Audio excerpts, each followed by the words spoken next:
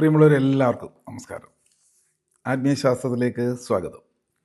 ഇന്ന് നമ്മൾ മനസ്സിലാക്കുന്ന വിഷയം കാളീയ മർദ്ദനം.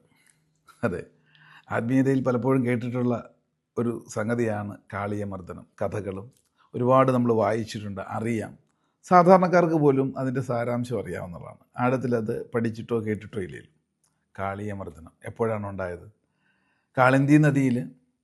കാളിന്തി നദീതീരത്ത് ഗോക്കളെയൊക്കെ മേയിച്ചുകൊണ്ട് നടന്ന ഭഗവാൻ കൃഷ്ണൻ ശ്രദ്ധയിൽപ്പെട്ടു.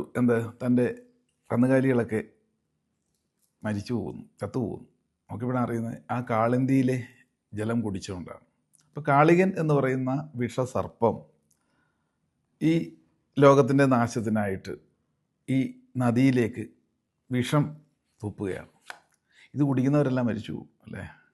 അങ്ങനെ വരാതിരിക്കാൻ അപ്പോഴാണ് ഭഗവാന്റെ ശ്രദ്ധയിൽപ്പെടുന്നത് ആ കാളിയായ സർപ്പത്തെ നിഗ്രഹിക്കുന്ന ഒരു പോർഷൻ, ഒരേടുണ്ട്. കാളി എന്ന് പറയുന്ന സർപ്പം അതിന് പത്തി വിടർത്തി നിൽക്കുകയാണ്.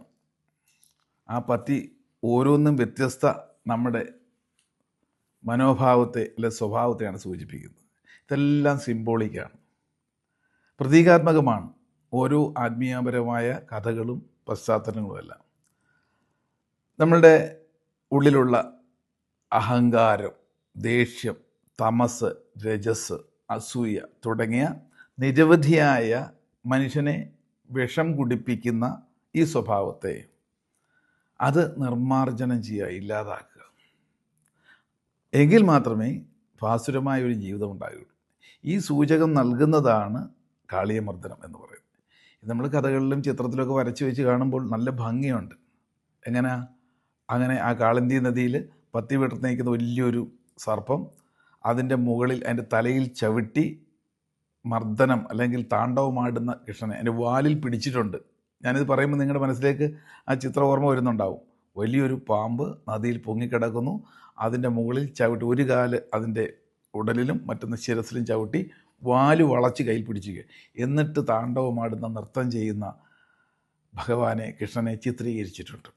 ആ ഓരോ പത്തിയിലും ചവിട്ടി ചവിട്ടി ചവിട്ടി പദം വരുത്തുക. നമ്മുടെ ഉള്ളിൽ നിന്നും പുറത്തേക്ക് വരുന്ന വിഷം തുപ്പുന്ന തമസ്, രജസ്, അലസത, വിരസത, അഹങ്കാരം, ദേഷ്യം, ഭയം ഇങ്ങനെയുള്ളവയെല്ലാം നമ്മളിൽ നിന്ന് പുറത്തേക്ക് വന്നു കഴിഞ്ഞാൽ അത് നമ്മളെ മാത്രമല്ല ഗ്രസിക്കുന്നത്, ചുറ്റുപാടുമുള്ളവരെയും ബാധിക്കും. അതിനെ ശരിക്കും പദം വരുത്തുക എന്നുള്ള, പദം വരുത്തി തന്നെ പോകാനുള്ള സ്പിരിച്വൽ തത്വങ്ങളിലേക്ക് പോവുക. ഡെയിലി നിഷ്ഠയിലൂടെ പ്രഭാതത്തിൽ ഉണരുക, നമ്മുടേതായ കർമ്മങ്ങൾ, ഇപ്പോൾ ഉദാഹരണം ദിനചര്യകളിലേക്ക് പോവുക, മുടക്കം വരുത്താതെ.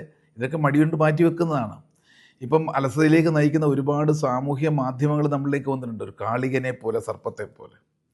ഇതൊക്കെ മുൻകൂട്ടി കണ്ടുകൊണ്ടാണ് നിങ്ങളുടെ കഥയൊക്കെ രചിക്കപ്പെട്ടിട്ടുള്ളത്.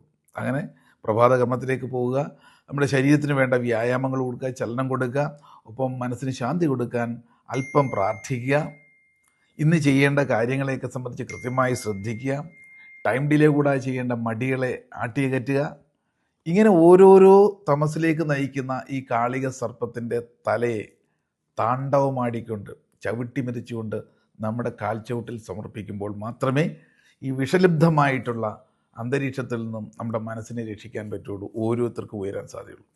അതുതന്നെയാണ് കാളീയമർദ്ദനം. ഓരോ ദിവസവും നമ്മുടെ ഉള്ളിൽ കാളീയമർദ്ദനം നടത്തിക്കിരിക്കണം. അത് നടന്നുകൊണ്ടാണ് ഇരിക്കുന്നത്. പക്ഷെ സംഘർഷത്തിൽ ഇപ്പോൾ എവിടെ ജയിക്കുന്നതോ കാളികനാണെന്ന് മാത്രം. അതിന് നേരെ വിപരീതമായിട്ട് ഇച്ഛാശക്തി കൊണ്ട് താണ്ഡവമാടി ഈ ചിതരശക്തികളെ ചവിട്ടി മെതിക്കുക. ഇതാണ് കാളീയമർദ്ദനത്തിൻ്റെ സന്ദേശം. ചിന്തയ്ക്ക് വിട്ടുകൊണ്ട് ഇന്നത്തേക്ക് നിർത്തട്ടെ. നന്ദി, നമസ്കാരം.